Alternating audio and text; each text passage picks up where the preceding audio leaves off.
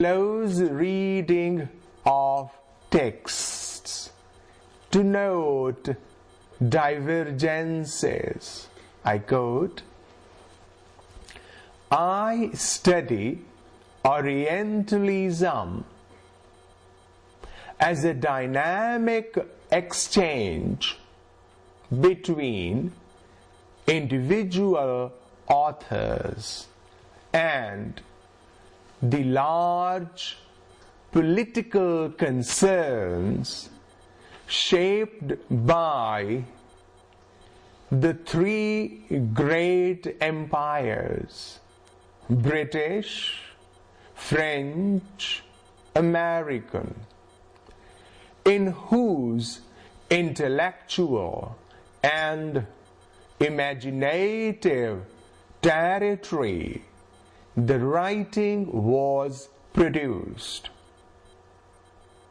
What interests me most as a scholar is not the gross political verity, but the detail, as indeed what interests us in someone like Christopher Lane or Gustave Flaubert or Ernest Renan is not the, to him, indisputable truth that Occidentals are superior to Orientals, but the profoundly worked over and modulated evidence of his detailed work within the very wide space opened up by that truth. One need only remember that Christopher Lane's manners and customs of the modern Egyptians is a classic of historical and anthropological observation because of its style, its enormously intelligent and brilliant details, not because of its simple reflection of racial superiority. Unquote. Orientalism, page 15. Edward Said does not much differentiate between 19th century colonial discourses of Britain and France and 20th century imperialism of USA. He has been indicted for homogenizing the sites of enunciation of Orientalist discourse. Porter's expression of the distinctions that Said fails to appreciate is taken up by Liza Lowe. She highlights the differences between French and British Orientalisms by citing and comparing the conceptions of the term by Edward Morgan Foster, Gustave Flaubert, Charles Montaigu, Roland Barthes, etc.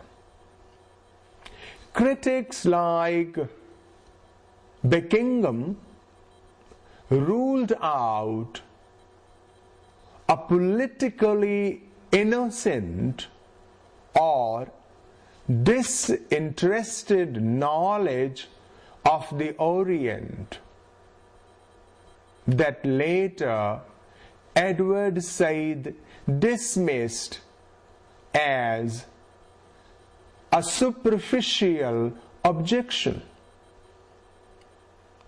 The objection laid on the doors of Orientalism regarding homogenization of the sites of enunciation of Orientalist discourse appears a little unjustified. Occasionally, differences among diverse national versions of colonial discourse are mentioned, although few and far between and rather vague. Said notes differences in imperialist cultures. Quote, English writers on the whole had a more pronounced and harder sense of what Oriental pilgrimages might entail than the French. English Romantic writers like George Gordon Byron and Walter Scott consequently had a political vision of the Near Orient and a very combative awareness of how relations between the Orient and Europe would have to be conducted. Orientalism, page 192. English tradition sought to classify and control the Orient, whereas the French was aesthetic and evinced sympathy with other cultures. Edward Said quotes both British and French scholars to buttress the point. Since English influence expanded in the East by leaps and bounds, British travelers in the area evinced a sense of power. French influence waned in the post-Napoleonic period with the defeat of Napoleon Bonaparte Hence, French scholars expressed a sense of loss. They sought to develop paradigms of cultural influence, while English devised ways and means of actual rule to hold sway of power.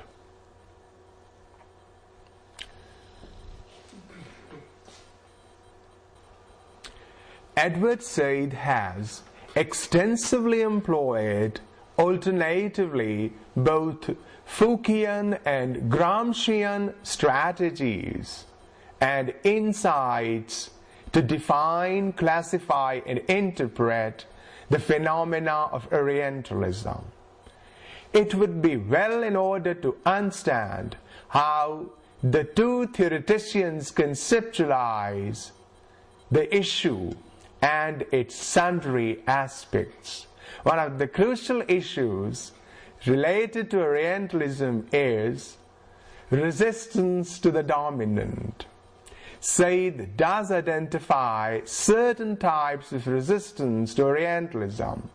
Mention must be made of the fact that Foucault and Gramsci do not at all concur both on the conception and sundry strategies envisaged in this regard. Gramsci is relatively more optimistic, while admitting that the existence of power implies resistance. He deliberates upon the nature of the disciplining power. Foucault deliberates and questions succinctly. Discipline creates between individuals a private link, which is a relation of constraints entirely different from contractual obligation. The way in which it's imposed, the mechanism it brings into play, the non-reversible subordination of one group of people by another, make it possible to distort the contractual link systematically from the moment it has as its content a mechanism of discipline, unquote, discipline and punish. Foucault sees little progress in human relations. He doesn't regard history as a march to emancipation. Instead, it's seen as a vicious circle, a cyclical process, where we do not go to enfranchisement from domination, but it is domination to domination. There are brighter possibilities in Gramsci, the Marxist thinker, who envisages the radiant possibility of the counter-hegemonic coming to pass. According to him, the moment of history is from Oriental satrapies to liberty. It must be noted that Said has paid more attention to Foucaultian forms of analysis in his Orientalism. Said should have devoted more time to finding out how and why Orientalism arose, and why Orientalist discourse orchestrated itself as hegemony, or why its forms and vision became and remained dominant. Thus Said's vision is deterministic. He notes that those who repudiated colonialist practices like Marx occasionally succumbed to the temptations of Orientalism.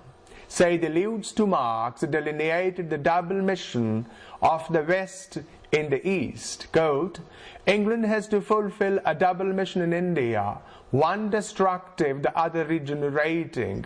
The annihilation of the Asiatic society and the laying of the material foundations of Western society in Asia. Surveys from Exile, page 306. Said concedes that thus the Occident is unable to know and represent the Orient truthfully or sympathetically. He says, Every European, in what he could say about the Orient, was a racist, an imperialist, and almost totally ethnocentric. More advanced cultures have rarely offered the individual anything but imperialism, racism, and ethnocentrism for dealing with other cultures. So Orientalism aided and was aided by general cultural pressures that tended to make more rigid the sense of difference between the European and Asiatic parts of the world. Unquote Orientalism, page 2034. Pessimistic, Fouquier Said's paradigm of colonial political relations West sold power in the colonizer West and pays scant regard to resistance on the part of the Orient. In the case of India at least, the uprising of 1857 needs to be mentioned. Dismissal of all opposition from the Orientalist discourse has attracted sharp reactions. Quote, "The history that Orientalism helps recover from the white text is thus monologic. It doesn't help us to recuperate the other narratives which interrupt the hegemony of the narrative imperialism," says Zakia Patak in Prison House of Orientalism, page 215. Said retorts by saying that the East was not Europe's interlocutor but silent other, although he also admits that what for the most part got left out of Orientalism was precisely the very history that resisted its ideological as well as political encroachments. He clarified that in Orientalism his focus was on Western discourses. Still, Said does record sundry telltale signs of Oriental resistance to the Orientalist discourse. In fact, Orientalism opens with a description of rising challenges to Western conceptions of the Orient. Quote, "The Orient was almost a European invention and had been since antiquity a place of romance, exotic beings, haunting memories, landscapes, remarkable experiences. Now it was disappearing. In a sense, it had happened. Its time was over." Unquote, page 1. Since Said envisioned colonial discourse in terms of gender, West as masculine, East as feminine, it drew a wide range of reactions from feminist critics, some of whom, for example, have evinced interest in the role of white women in the production of Oriental episteme. Said didn't pay any significant attention to this aspect. There have been, as such, attempts to recover the lost history of the involvement of white women in the building of the empire. One of them alludes to colonial Algeria, where white women resisted the dominant masculinist discourse of imperialism, and by helping to build a reservoir of mutual understanding between the races, furthered the operations of counter-discourse that led to eventual decolonization. Said seems little aware of these aspects in his text, and furthermore his masculinism has been shown to be heterosexual and narrow. Indeed, the colonial field is gradually getting more attention by the day from gender critics. Thus, Western representation of the East may be much more complex than Orientalism attempts to reveal. Saidian Orientalism cannot be considered as a uniform discourse of mastery or as a consistent expression of Western will to ascendancy and power through representation and knowledge, even if we take into account the intense conflict between the Orient and the Occident as portrayed in such texts, discourse. Thank you.